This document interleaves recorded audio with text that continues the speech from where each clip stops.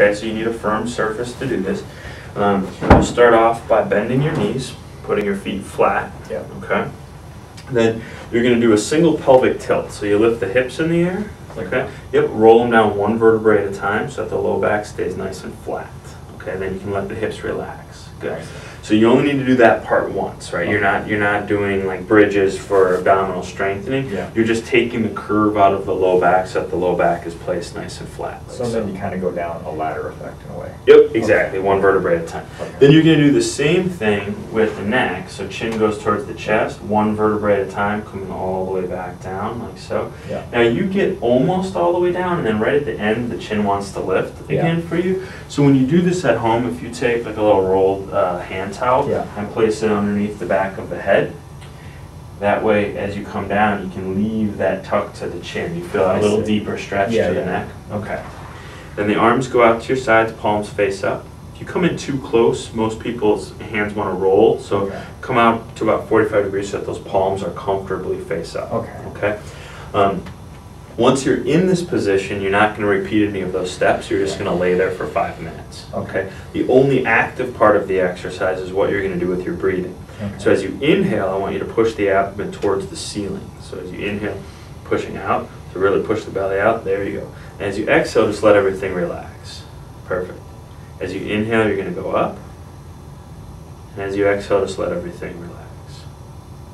Good.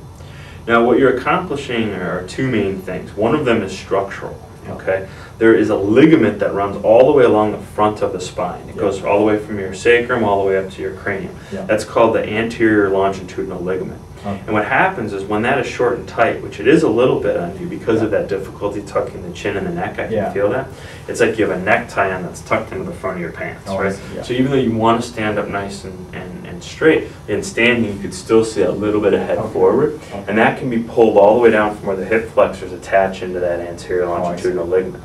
And if you put the spine into an elongated position and you're using the diaphragm to push out, it's like untucking that necktie from the front of your pants. It gives you a little bit more length along that ligament. Okay.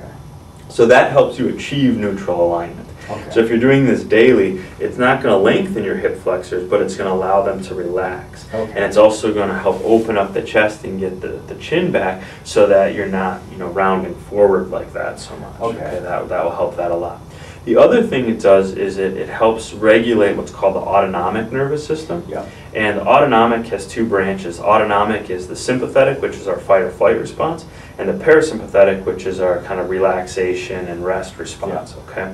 Sympathetic is located all in this mid-back right here, and if we're tight in that mid-back, it kind of elevates our stress response, right? And we don't digest well, we don't get good blood flow to the extremities. And with all of the high mileage training that you're doing, we want to make sure that your recovery is as smooth and as graceful as possible. So by laying flat like this, you take all of the pressure off of that mid-back, giving the sympathetic nervous system a break. Okay. The parasympathetic, which is the off switch, is where the body goes into recovery, is located in two places, right at the top of the neck and again in the sacrum. So when you have your knees bent like this, you're opening up that SI joint, which is giving really good parasympathetic stimulation to the sacrum, and with the chin tucked like that, you're opening up the high occiput. So in just 5 minutes a day, you're turning off your sympathetic and you're turning on your parasympathetic, which will help the body to really recover much faster. You're going to get better blood flow to the extremities. You're going to increase your digestive absorption and peristalsis. It'll slow down your heart rate. It'll help respiratory volume, constricts the pupils. It's just all around kind of setting up the body to work at optimal. Right? Most people are stuck in a sympathetic state. They never ever drop into parasympathetic because of commuting and computing that kind of all hunch forward, right? So this kind of lets everything open up back to natural. So you start with the hip elevated and just like correct. So on a flat surface, knees bent, hips come up, roll down like one vertebrae at a time. Just go down. Yeah, exactly. Same thing with the neck. You're lifting the chin one vertebrae at a time, coming all the way back down. Good. Leaving that chin tucked. Good. Then palms face up. And the deep belly breathing, pushing the abdomen out with the inhale. There you go. So really concentrate on getting the abdomen to rise up. That's perfect right there. Yep, just like that. for 5 minutes, at least once a day. Okay. You can do more than once a day, twice a day, 3 times a day, but never for longer than 5 minutes. We don't want the neck to start getting a little achy.